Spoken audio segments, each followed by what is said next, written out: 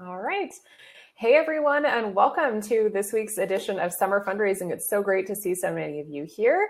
Happy belated 4th of July to those of you in the US, and happy belated Canada Day to those of you who are in Canada. Great to have so many of you here after the holiday weekend. I'm really excited to be here this week. Mazarine Treyz, who's one of my longtime friends and colleagues in fundraising, is here this week to talk about gender issues and fundraising with me. And we have a really great conversation planned. And as always, we'd love to answer your questions as we go along. So hope we can do that for some of you. You can use the questions box that's just below this video feed, or you can also send your questions in using the chat box, which many of you are already using, which is fantastic. So a couple of quick housekeeping items just to get us started. I'm sure some of you probably saw my note in the chat box. If you are already logged in, you might need to refresh your feed to get the video feed started. We are broadcasting live here on Crowdcast and also over on Facebook Live. So for those of you who are joining us over on Facebook Live, if you'd like to come over and join the conversation, you can go to crowdcast.io/Vanessa E. Chase, and you'll see a listing for this event there. What else do I want to say? Oh, also, if you're enjoying this, we'd love for you to share it with folks. We think this is going to be a really interesting conversation, and there is a share button just below the video feed. You'll see it says the word share, and it'll allow you to share it on social media channels. So feel free to do that if you're enjoying this. And also, if you have colleagues who you think might enjoy this conversation, feel free to share it with them. The recording will be available right here at this URL, so you can bookmark it and come back to it. And I'll also post it over on the Storytelling Nonprofit blog probably tomorrow sometime. So let's go ahead and get into things. I'm really excited to introduce our guest, who I'm sure many of you probably know, and if you don't, I'll give you a few background pieces of information about Mazarine. Mazarine Treyz is the president and founder of wildwomenfundraising.com, which some of you might know. It gets over 50,000 monthly readers. She's also written 3 amazing books, including The Wild Women's Guide to Fundraising. Let's see, what else have you wrote, Maz? The Wild Woman's Guide to Social Media, and also a book called Get the Career Fundraising Career Empowerment Guide. Get the Job, Your Fundraising Career Empowerment Guide. Yes. There we go. Thank you. So it's really wonderful to have you here. And I know that you and I have kind of passionately written and talked about gender issues in fundraising, especially in the last few months, but I know you've been writing about it on your blog for much longer than that. So I thought we could start today's conversation by just talking a little bit about why we chose this topic and why we think it's such an important thing to be talking about at this time in the fundraising industry. Yeah. Well, I want to give out props to you, Vanessa, for creating Fundraising as Female as a hashtag. Oh, thanks. Because the struggle is real.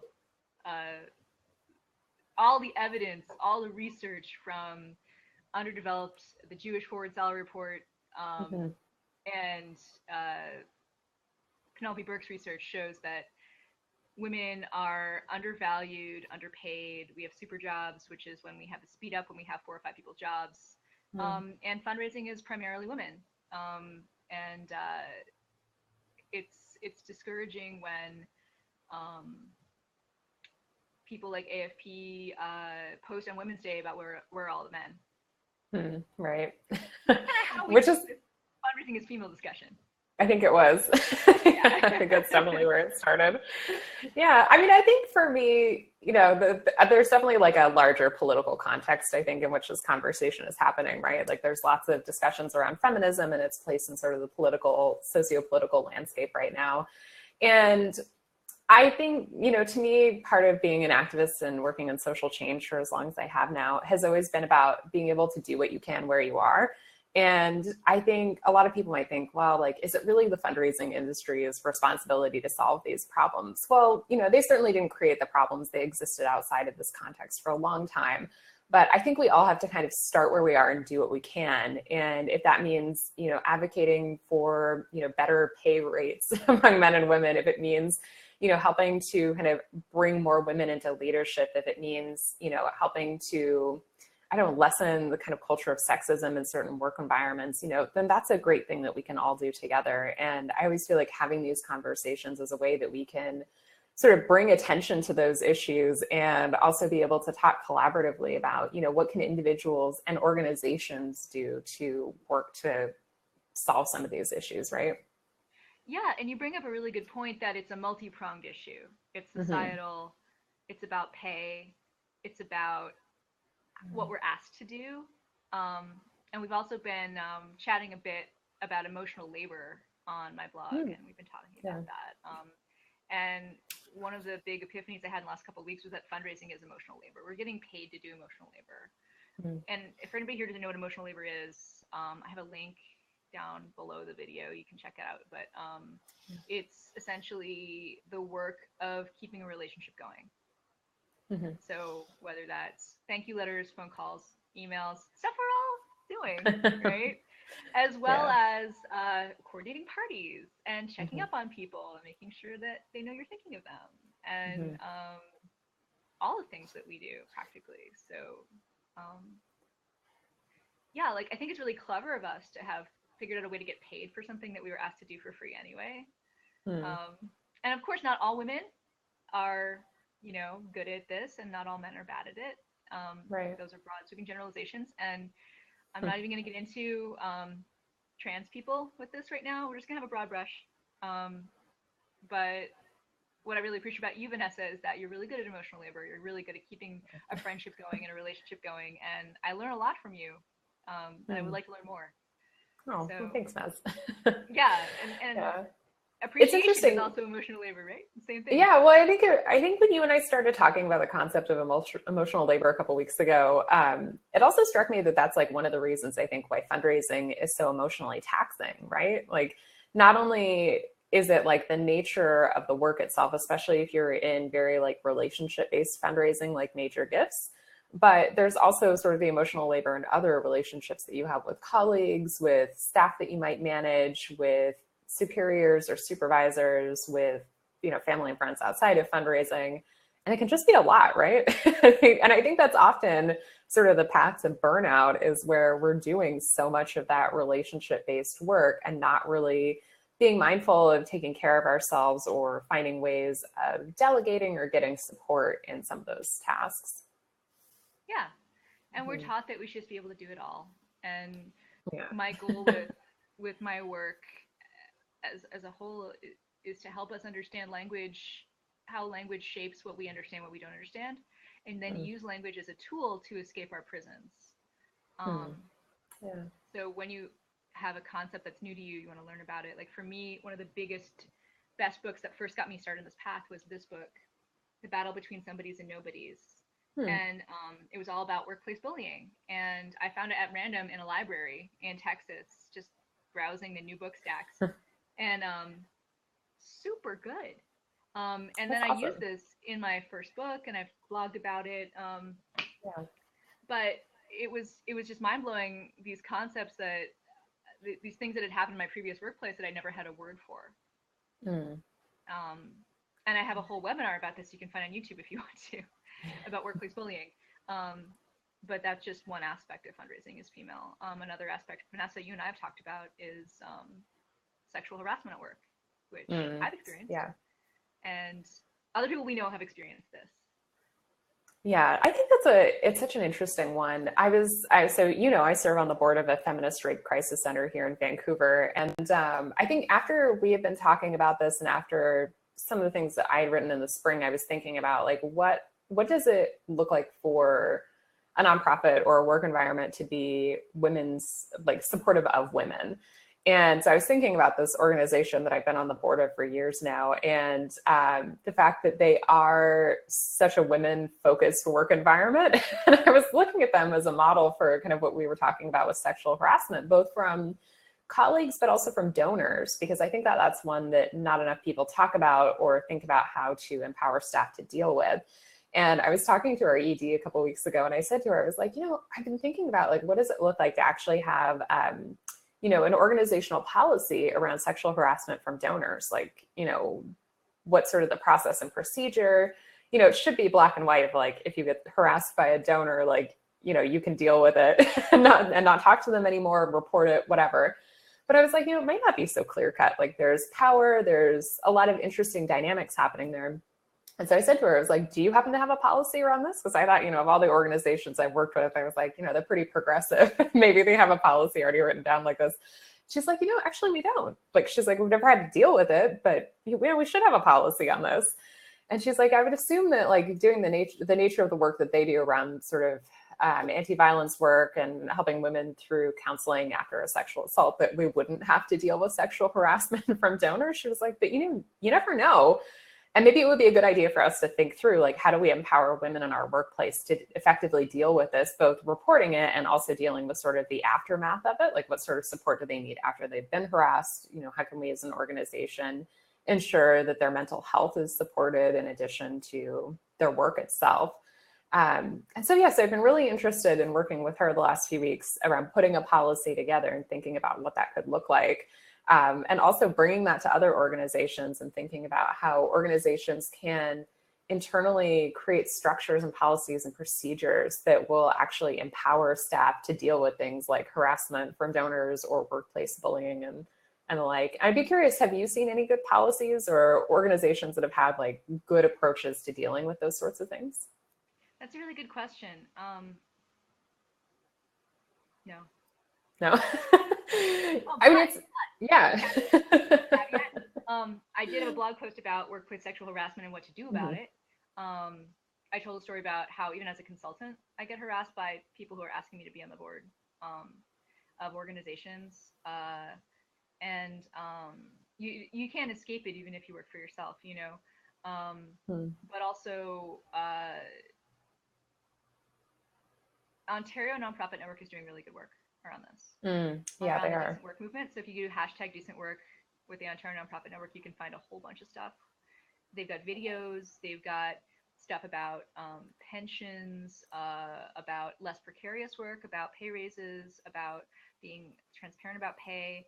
I'm not sure if they have a sexual harassment piece, but if they don't, and you find a good thing, I would reach out to Kathy Taylor, who's their executive director, and tell her you wanted to add this piece because it's an important equality piece. Oh no, somebody can't hear me. It's too bad. Should I talk louder? Oh. Maybe. Maybe sit a little closer to your microphone. I'll talk louder. I'm cool with that. Okay. All right. I think it's good that you brought up the Ontario Nonprofit Network. I always think it's really great to just see nonprofit associations and groups and coalitions who are actively thinking about this kind of thing, because I think it's so hard for an individual organization to facilitate this change. And yet, if there's models in place or best practices that people have really thought through on a lot of levels, people can often take that and then sort of amend it and figure out how they can make it work for their own organization, which is, what the Ontario Nonprofit Network has been doing for the last couple of years. Yeah.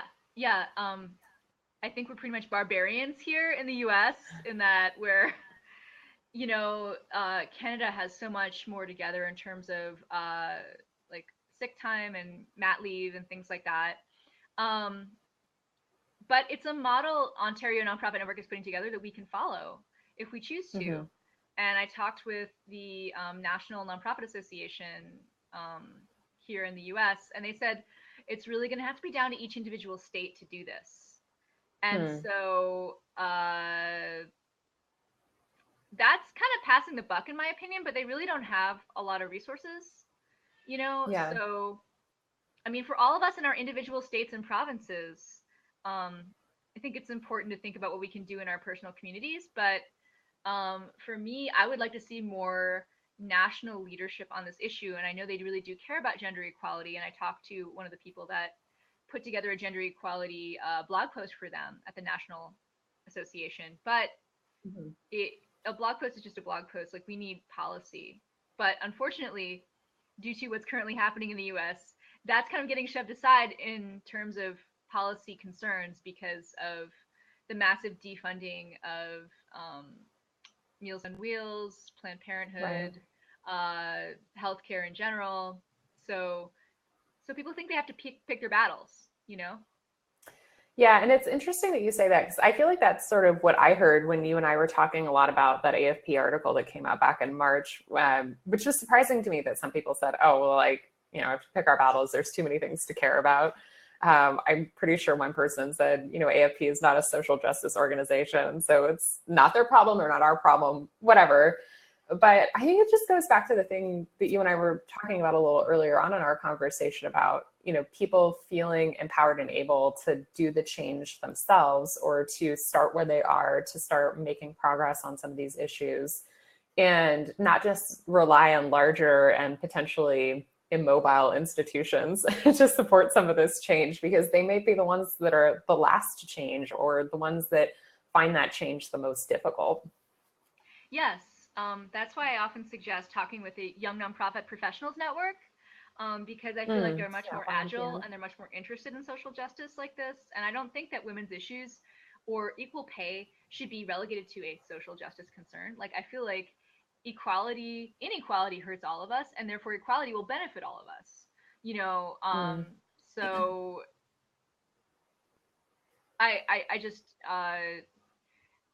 I feel like we do have to pick our battles in some way with advocacy. We do. But when you lose a fundraiser every year, according to Penelope Burke's 30 years of research, you lose $200,000. So this is actively hurting our nonprofits to not treat primarily women fundraisers better. Whether it's better job title, better leave and family stuff, better pay, it is actively hurting us. And when your good fundraiser stays and you invest in them, you get 500,000 more per year. Wow, that's amazing. Yeah, it is. Even if you're only paying with $50,000 a year. So like, thanks, Abby. Thanks for that. So it's disgusting how fundraisers are treated, and especially women. And I think that's why we're here. We're trying to figure out how can we partner with people as much as possible to make this message be really clear to HR and to CEOs around the country that you're messing up. I have a friend who works for a national nonprofit, and her CEO has monthly calls with them. And she said that this CEO is very concerned about good fundraisers going to the corporate side of things instead of staying with this organization because they're not getting treated well enough with pay and more. And she's telling everybody around the country, we have to work on this. So which is such a good message to be giving to management and people who are really in charge of managing those folks, but also in charge of workplace culture, and making sure that it's a great and really pleasant place to work for people. I would argue that if we don't have a culture of philanthropy and we have consistent turnover, we are doing our nonprofit donors a disservice because we're wasting their money. We're ineffective and inefficient, but we're also really being hypocrites when we say we want to make a better world. If we can't treat the people in our organizations really well, how can we say that that is what we are here to do? That is such a great point, Maz. Thank you for sharing that. You're welcome. That's the $1 million question, right? I noticed Abby had a really interesting question that's kind of timely to what you and I are talking about. So I'm just going to read it and maybe we'll take a stab at answering it. So her question is that women have outnumbered men in all the fundraising offices I've worked in, but women have always taken a back seat or done the emotional labor, as Mazarine outlines in her article. Many of the comments over on my blog, The Storytelling Nonprofit, look at bodies, see more women, and don't think that this is a problem. What are your thoughts? What's a productive way to share, the real truth with people who don't think this is a problem? So I wrote a blog post called "Reverse Sexism is Not a Thing, Sorry."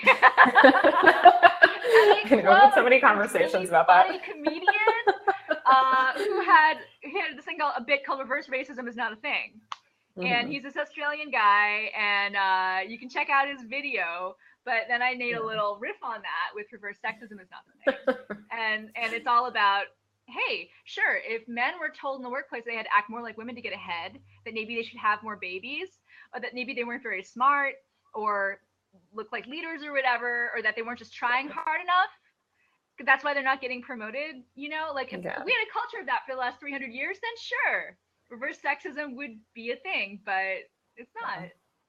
Yeah, I think to me, that's definitely right on point. I think the problem, and I know exactly which comments you're referencing, Abby, because I've seen a few of them recently, it's really the problem of conflating a visible majority with invisible power, right? And thinking that just because you see a large group of a certain demographic or gender or whatever, that means that there's some sort of associated power with that. But I mean, I think the challenge that I always have to this question when people pose it or sort of push back against it is, even if you see an office that's primarily women, who is still in charge? Look at the leadership of that organization, who's the CEO or the executive director? And more aptly, who's on the board? Is it often equally balanced with men and women, people from different communities, people of color? It's often not. It's often white people, very often white men. And, that still kind of reflects, the sort of bias towards that and the bias against women and the fact that they're still not really in roles of leadership and in real power. It's frustrating though. And I think that for me, what kind of like gets my blood boiling is that sometimes there's like simply no winning people over to the other point of view, right? And I feel like this is really poignant in the last like election cycle in the US. People are very polarized right now. And yes, you can certainly debate them and have discussions about things. But I think it's also important for your own emotional sanity to recognize that like you may not be able to convince everyone that it's a problem. And maybe that just has to be okay. Maybe you need to focus on the people who do recognize that it's a problem and being able to work with them rather than feeling like you're at your wit's end trying to convince all these other people about a problem that they don't think is actually a problem. Yes. So 2 small wins I've had on that recently. I want to share this with you. Oh yeah, please do. Win number 1. So everybody, so again, AFP posted about equal pay. And then they quoted a man, and they didn't quote the whole host of articles that I have about that. And so Vanessa called them out on Twitter. I echoed it. I got a call from AFP, and they were like, hey, you can write an article for us. I was like, thanks. But you know what we need to do is we need to have more women of color's voices at AFP or people of color in general. So do you mind if I introduce you? And the person was like, go for it.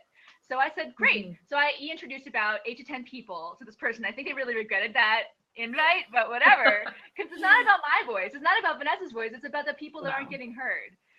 So we had the small win recently. The other thing that we recently did, which was exciting. Well, I mean, I don't know if I've told you this yet, Vanessa, but I talked to a nonprofit publisher recently, and this publisher, the average age of his people he publishes is like 70, and it's pretty much all white people. And so I don't think there's a single person of color at all in this last 25 years of publishing. So I talked to this publisher and I called him out on this. And I'm like, hey, so what's the deal? And he's like, oh, well, I guess I have some invisible bias I haven't looked at. And it's a fundraising publisher. And yeah, I need a better microphone. I know, I'll get that next time, guys. Sorry. But so what I encouraged him to look at his bias, and he's like, gosh, you really nailed me to the wall. I'm like, not really, but if I was a person of color, you probably would have gotten even more like uncomfortable, so Probably. like, so I feel like we have a responsibility to speak up about the inequity that we see to whoever we can start to convince that this is a problem. And sometimes people will listen to us, not everybody, but when people are in a position that they want something from us, it's a lot easier to get them to listen. Mm-hmm. Yeah, I think that's an excellent point. Yeah, that's really exciting on both accounts, Maz. Yeah. No, we're making progress. We are, but progress isn't a straight line. You can get 2 steps forward and 3 steps back. That's true. that's something that oh gosh, this Chris Hedges book, yeah, right here. Hold on. I got it under the thing. Yeah, this is a really good book, and I've been blogging about this as well. Wages of Rebellion, really good book. Oh, cool. I haven't heard of that one. Oh yeah, well, I went to hear him speak. It's his new book. And he has a quote in here from Marx. And Marx came up with that idea that progress always goes forward. But it doesn't actually. And he quotes this other guy that I put in the blog post, and it's all about like, no, actually, it's always flux. It can go all the way back here. And I feel like what we're seeing is the backlash to the progress that's been made right now. Right. So, yeah, that's really interesting. So this is another really good book, everybody. The Mother of All Questions, Rebecca Solnit. And I've blogged about this with the emotional labor stuff. Check it out. I think, you know, Mark Pittman and I last week were talking about leadership in the nonprofit sector. And one of the books that I recommended, and I think you have it, is Playing Big by Tara Moyer, which is, I think, maybe one of the only books, well, it's not the only book on women's leadership development, but I think it's probably the best one. That's actually written by women for women in leadership. And it's just really fantastic. It's really not about like figuring out how to advance yourself in a corporate or career ladder per se, but it's really about your own personal leadership development and your personal leadership style, and thinking about how you can play bigger in your own life and sort of work through fears, both your own or ones that you've sort of acquired living in the culture that we're in, to think about how you can sort of step up in your own life and in your career to, you know, be the kind of leader that you envision yourself to be. So I've always really enjoyed that one, and I'm glad you have that one, Mads. I should have gotten my copy from my bookshelf. It's a great yeah, everybody, book. check this out. It's good. Yeah, It's it's a good one. and I completely agree. It is very powerful for women, especially. Tara Moore, so you can see her title here. Yeah, It's I'm trying to good. think of We're other not ones. getting paid for these any recommendations. Just saying that we're not getting paid. No, we're definitely like, I'm not. I also, I don't know if you've read this one, Maz, Martha Beck's book, Finding Your Own North Star, which is both about career development and leadership. It's not specifically for women, but there's a lot about it that I liked. I recently read it. I've heard people recommend it for years. And it was just really interesting. It was about being able to connect to your own personal vision for your life and your career, and being able to kind of work towards that and develop that and use that as sort of a compass point, sort of in how you live your life. But I really enjoyed that one. That was a great book as well. Well, this is the one you turned me on to that I really liked a lot. Oh yeah, I love Jen Loden. Yeah, we've talked about Jennifer Loden so much. The calls that you and I have. Yeah, I know. Yeah, I think the other one that she's written that I really like a lot. I mean, there's so many. Probably the other one I would recommend is, I think either the Women's Comfort book or the Women's Retreat book. Those are both really excellent. And she really writes on my bedside table right now. Yeah, she, for reference for everyone listening, Jen Loden really writes about women's self-care, leadership, and also personal development. And both the Women's Comfort book and the Women's Retreat book are all about kind of being able to cultivate your best self and being able to take pause and take care of yourself in really nourishing ways. And the Retreat book probably sounds intimidating to some of you. It's not, I promise. It's not about like planning an elaborate like month-long retreat in the mountains for yourself. It's really about being able to like strategically take pause in your life to think about, you know, reflective questions, and also just have time to yourself to kind of recalibrate and recuperate, which is such an important part of self-care. So I really like that book a lot. If anybody here is thinking about a book they'd like to recommend to everybody that's helped them get through some stuff, put it in the chat. Yes, please do. Yeah, because I want new books. So yeah. I think it's something we need to like say about all of this social justice-y, women's feminism, fighting for our rights stuff, is that self-care is so important. So important. And getting other people to take care of us is important too. Mm-hmm. It's not just about self-care, it's about asking for help, which is really hard for me. So I'm just not telling you anything I haven't told myself. Gotta ask for help, and you're not alone. And it's a process. It's a 10-year process probably before we're going to get traction, or for visible traction, but we're getting little tiny wins, and we need to celebrate those. And that's part of like good organizational culture for yourself, for your family, for your organization, celebrating the little wins. Absolutely. So Maz, I'm noticing we're kind of coming up to time. I wondered if you had any final thoughts before we wrap up this week's episode. I just want to tell everybody here that you're a leader. You are a leader if you want to be, and you can claim that right now. Check out the previous podcast that they did with Mark and Vanessa about leadership. I'm reading this book lately that you might like as well. A Year with Peter Drucker.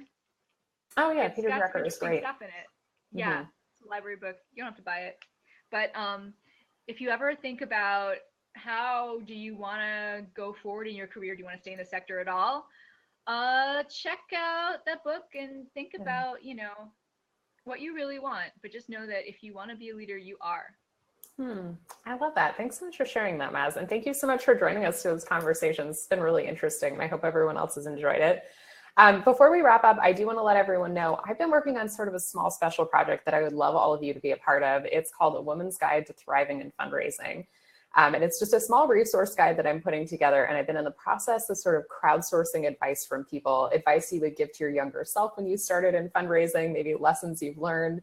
And if you'd like to participate and share some wisdom, I'd love for you to do that. I'm going to put a link to a form in the chat box. You're welcome to fill it out and share anything you'd like there. Yay, I know Maz, you participated already. We've had lots of other people as well, so it's been really great. And also just to let you know, we'll be back again next Tuesday at the usual day and time. Jenny Mitchell from Schavenger Fundraising is joining me, and we're going to be talking about mindset and the power of possibility in fundraising, which I think is going to be a really interesting discussion, especially kind of piggybacking on some of the things we've talked about around leadership and personal leadership in the last couple of episodes. So I'm really excited for that. So thank you so much, Maz, for joining us. And thanks to everyone who tuned in this week. We're really glad to have you here. And thank you so much for being a part of this awesome discussion. Have a great day, everyone.